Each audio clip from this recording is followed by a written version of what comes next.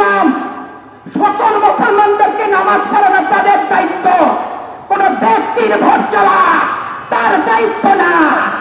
জামাত ইসলামের যেখানে মিটিং হোক, সারা বাংলাদেশের মাদ্রাসার ছাত্রদেরকে বাধ্যতামূলক ভাবে তারা হাজির করছে, তারা উপস্থিত করছে। আজকে সংস্কার বলে চিৎকার দিচ্ছেন, আমরাও সংস্কার চাই। বাংলাদেশের কোন ইমাম, বাংলাদেশের কোন উলেমা, বাংলাদেশের কোন আলেম বাংলাদেশের ক্রান্তিকালে জনগণের সপক্ষে থাকতে পারবে, কিন্তু কোন বিশেষ দলের মোনাজাত, বিশেষ ব্যক্তির ভোট, বিশেষ দলের মিটিংয়ে উপস্থিত হতে পারবে না। এই সংস্কারটি আমরাও চাই।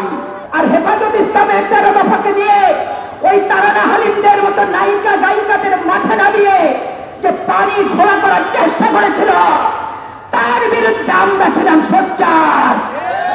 কোথায় ছিলেন নুরুল ইসলাম বুলবুল, কোথায় ছিলেন জামাতে ইসলামের আমির হামজা, আর কোথায় ছিলেন মালয়েশিয়া থেকে হেলিকপ্টারে করে আসা এই সুদর্শন গুলগুল্লা লালটু ইসলামিক নেতা, আর মহিলাদের বাড়িতে বাড়িতে কোরআন শরীফ নিয়ে যারা জামাতের বার্তা পৌঁছাচ্ছেন, তারা সেদিন কোথায় ছিলেন?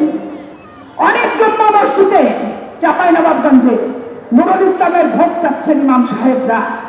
15টা বছরের কথা মনে করেন, আওয়ামী লীগের অত্যাচারে অনেক আলেম ওলামার কারাদণ্ড হয়েছে, জেল হাজত হয়েছে এবং দীর্ঘদিন নির্যাতনের শিকার হয়েছেন। লজ্জা শরম, অতীতের ইতিহাস একটু স্মরণ করতে হবে।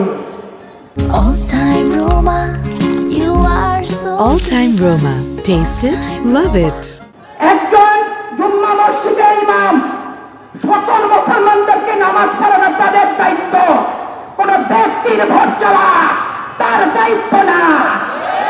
কোন জুম্মা মসজিদের ইমাম যদি কোন বিশেষ ব্যক্তির ভোট চায়, বিশেষ দলের কথা বলে, তার নেতৃত্বে নামাজ হবে কি হবে না, আলেম ওলেমার সাথে আলাপ করে আপনাদেরকে সিদ্ধান্ত নিতে হবে। জামাত ইসলামের যেখানে মিটিং হোক, সারা বাংলাদেশের মাদ্রাসার ছাত্রদেরকে বাধ্যতামূলক ভাবে তারা হাজির করছে, তারা উপস্থিত করছে। আজকে সংস্কার বলে চিৎকার দিচ্ছেন, আমরাও সংস্কার চাই।